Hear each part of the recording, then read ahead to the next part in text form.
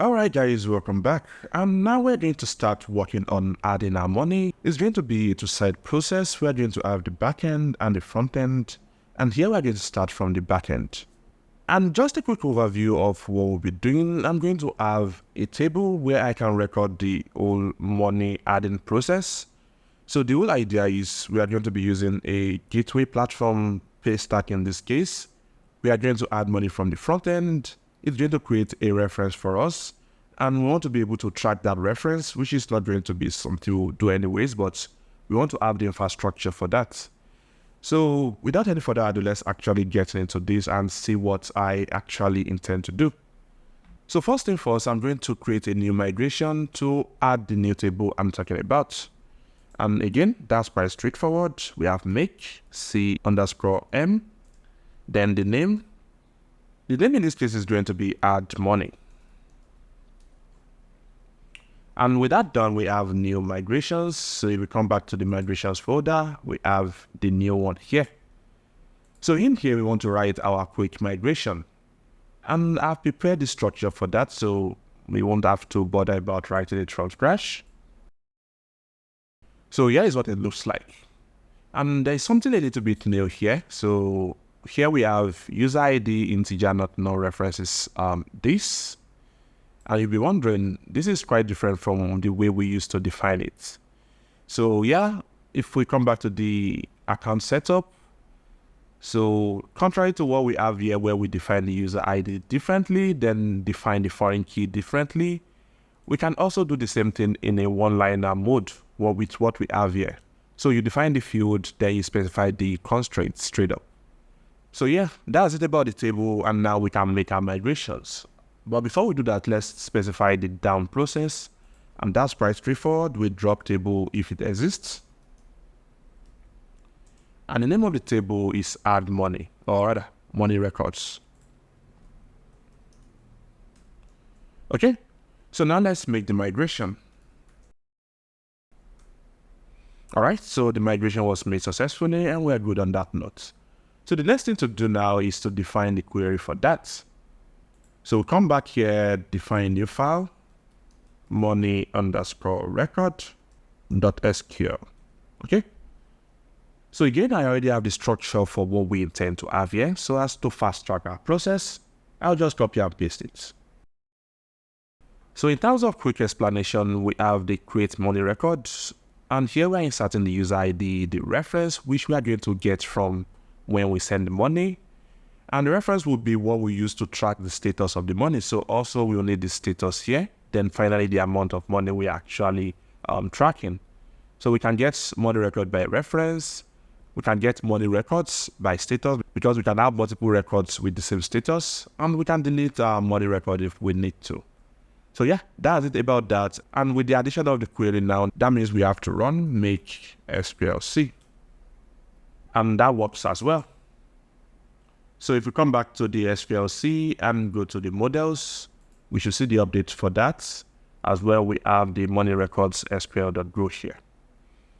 So with that, we are done with the database part. Now we can move on to our API and create the endpoint for it. So in here, I can come back to the account because adding money has to do with the account as well. So I can close this for now, scroll back up. And here is where we are defining the routes to our accounts. So here I'm going to have add money, and I'm going to define the add money handler here. So add money. So we need to define this function. We can scroll down here. And let's confirm the function class. So yeah, we have accounts. So here we have func, A into accounts. Then we define the handler. We define C, then gen contests. Okay, so that's our structure. So the next thing we want to do now is to define the request structure. So that way we can validate if the request is conforming to what we want. So based on that, I'm going to come here and have type, add money request. And for this, we are going to have the to account ID. So which account are we adding money to? Because a user can have multiple accounts. As a result of that, we need the to account ID. And that's going to be an int64. And yeah, we have the JSON representation as well. So let's remove one of the brace here. So next thing is the amount. That's quite straightforward. In the case of the amount, it's going to be float 64. Oh, okay, this is not complete. Needs one more quotation. Then finally, we need the reference. So yeah, that's the structure and it's looking good. So we also need the binding to tell that it's required. So binding. So they'll be all required. All right. So the first thing we want to do, if we remember, is to check if the user is authenticated and get the user ID. So we can copy this, come back here and paste. Okay. Next, we can define our object structure. So we have object here equals to new, add money requests. Then next, we want to bind our request to our object. So here we have if error into C dot should bind JSON. And here we are going to have the obj. So if error is not nil, then we have a bad request error. So let's copy from one of what we've defined. So here is a sample. So let's copy this. And we paste here. However, we want to change the content. So this is going to be error.error. So the next thing we want to do is to verify if the account we are sending to actually exists. And here we can have account, then error. And here we have a.queries, or rather server first, dot queries, dot get account by ID. Okay? So here we're going to have context the background, then the account ID which we are getting from object dot to account ID. So if error is not nil, we have possibility of two errors. The first error will be that we could not find the account, and that's the case of a bad request because the account does not exist. So here we're going to have if error is equivalent to SQL.error no rows, then that's a bad request. So come here, paste this, and here we can have account not found. Okay? However, the second error might be as a result of our server. So if we have an issue, if anything is breaking, then it's an internal server error. So here we can have else. Again, we return our bad requests, but format things. So this becomes internal server error. All right, so we are good on that and we have the account now. So the next thing we want to do is to actually check if the account belongs to the user. And we can easily do that by saying if account.userID is not equivalent to user ID. So in that case, you are not authorized to perform the operation because you shouldn't even be trying to do that. So here we're going to change the status to unauthorized. And the error would be you are not authorized to perform this operation. Okay, so that looks like a good response. Then finally, after we've made all that check, we can now define the arguments to create our money record. So here we're going to have adds into db.create money records. So yeah, we are looking at the parent section.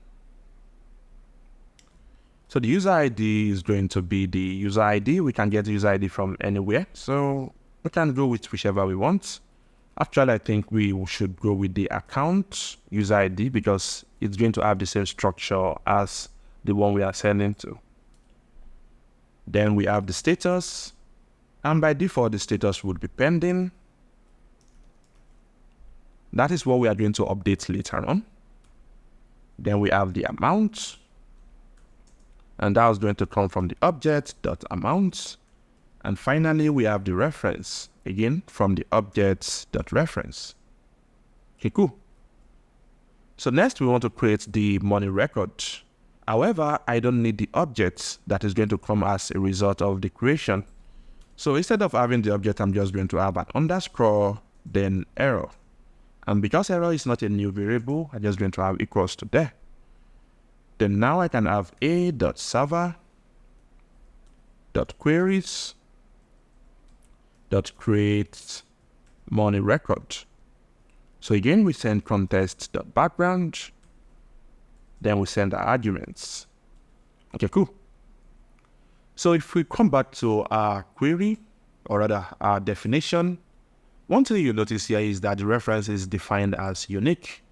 So that means we can't recreate a record with the same reference. And as such, we want to make a check for that. So first thing first, if there's an error, if error is not new. So we want to check if it's a situation of unique error, okay? So if the reference already exists, then we want to be aware of that. And for that, we are going to convert our error to the PQ error. So to do that, we have error dot into a pointer to PQ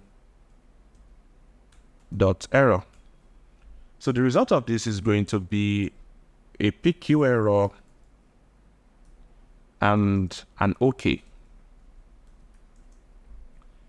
So then we can check if it's OK. So that means we need if here. So if it's OK, then that means it's a PQ error. And we want to confirm if the PQ error is actually the situation of the unique error.